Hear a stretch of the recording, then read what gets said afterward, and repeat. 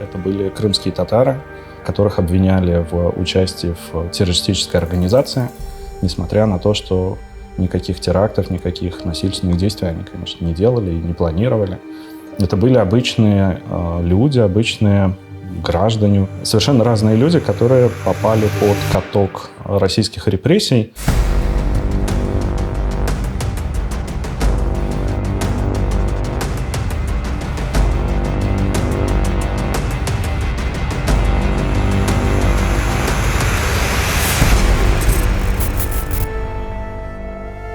В 2016 году я почти полностью перебрался в Крым.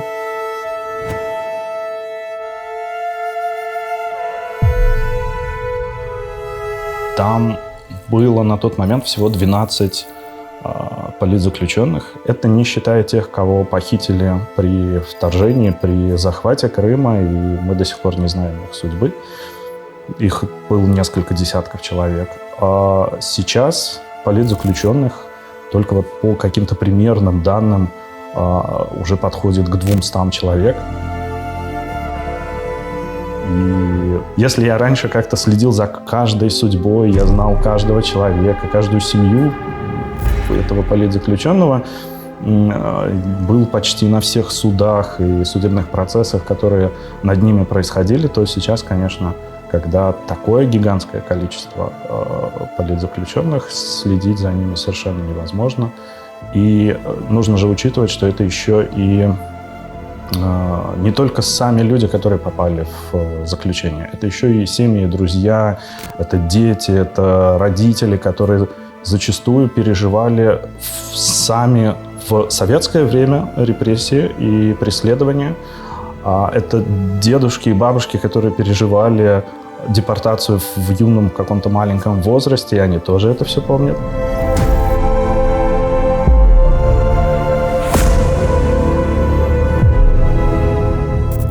Есть целые семьи, которые подверглись репрессиям и со стороны от Советского Союза до сейчас Российской Федерации.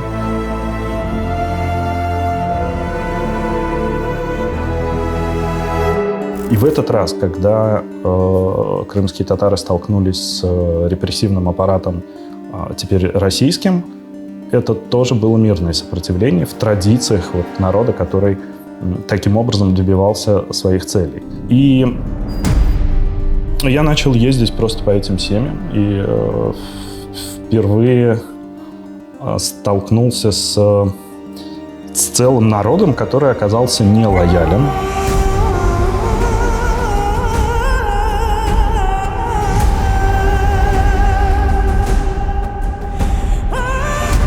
Новым оккупационным властям крымские татары фактически остались нелояльными и подвергался из-за этого преследованию.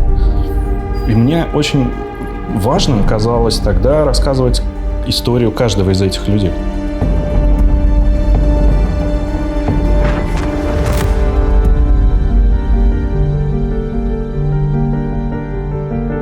Российские власти преследуют не только крымских татар, преследуют всех, кто им кажется так или иначе нелоялен. Это и свидетели Иеговы, это члены мусульманских партий, организаций, которые только в России признаны террористическими или экстремистскими. В Украине они совершенно свободно действуют, и никто их не преследует. Но Россия привнесла туда свое законодательство, и в рамках этого законодательства преследуют всех, кто кажется нелояльным. Нелояльным политически. Запрещен меджлис крымского татарского народа. Это представительный орган крымских татар, такой очень традиционный. И такой пример народной демократии, когда избирают Курултай избирает делегатов в меджлис. Такая целая система органов самоуправления целого народа.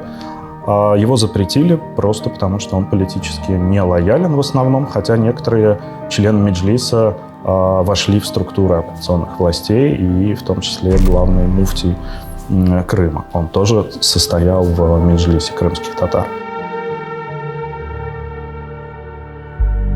Запрещают и преследуют членов любых религиозных организаций, которые не вписываются в традиционную сетку церквей и объединений, религиозных объединений, которые выстроены Россией которая послушна, лояльна, которая выполняет все требования, которая поддерживает любые инициативы российских властей, будь то военные кампании, и церковь, и другие деятели религиозно выступают в поддержку и пропагандируют, по сути, эту политику, либо это поддержка на выборах.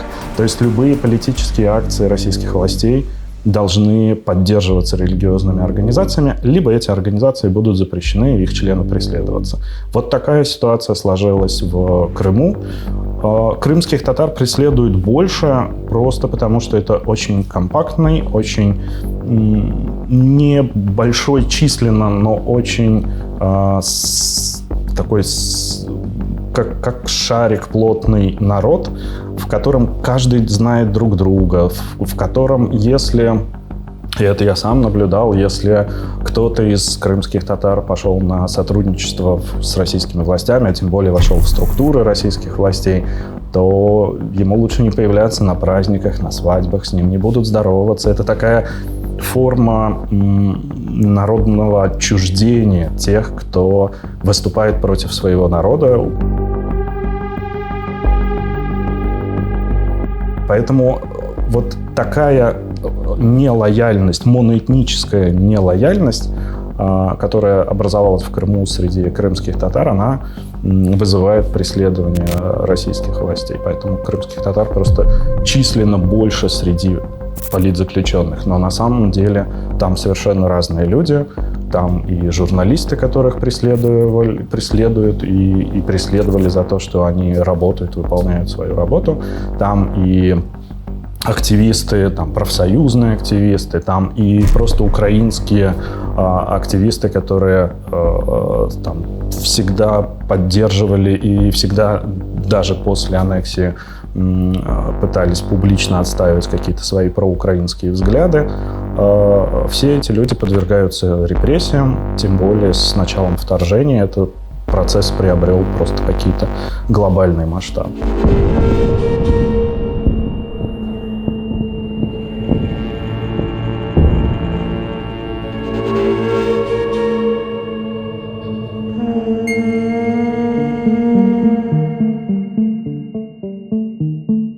Я всегда говорил, что то, что экспериментирует в Крыму ФСБ, органы полиции, прокуратуры, то, какие эксперименты они ставят в плане преследования людей, мотивации преследований, эти наработанные методы будут потом распространяться на территорию России. И действительно это так, когда начались гигантские сроки за госизмену, за какие-то явно политического характера обвинения в России. И журналисты, многие мои коллеги начали удивляться, так, боже, какие огромные сроки, 15, 17, 20 лет. Я говорю, мне посмотрите на Крым, там эта практика уже несколько лет используется.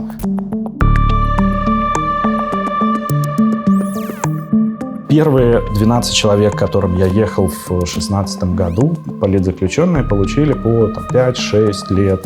Они уже все вышли на свободу, они не могут уехать. Почти все, кто выходит после российских тюрем, получают надзор. Это фактически такой домашний арест. Ты не можешь никуда уехать, ты не можешь поменять место жительства, ты не можешь ничего сделать без согласования с органами полиции или прокуратуры, но хотя бы они на свободе. Те люди, которых арестовывают сейчас и которых судят сейчас, получают по 20, по 22, по 17 лет. Многие из них пожилые, и они не рассчитывают вернуться домой, и когда им выносят такие сроки, они буквально прощаются со своими семьями навсегда.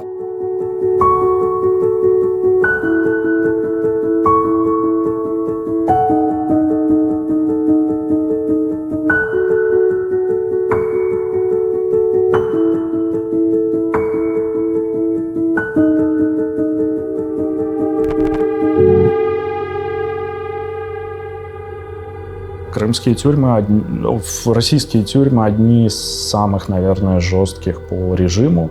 И статьи, в которых они обвиняются, предполагают очень жесткий режим содержания. У них почти запрещены свидания, очень большие ограничения с получением каких-то писем, с получением помощи, передачек. Никакой медицинской помощи фактически не оказывается. Есть несколько случаев, например, Джамиля Гафарова, которые просто погибли в тюрьмах, потому что не смогли получить медицинской помощи, несмотря на все усилия адвокатов, правозащитников, родственников. Их не вывозят в больницы, они оказываются сами по себе.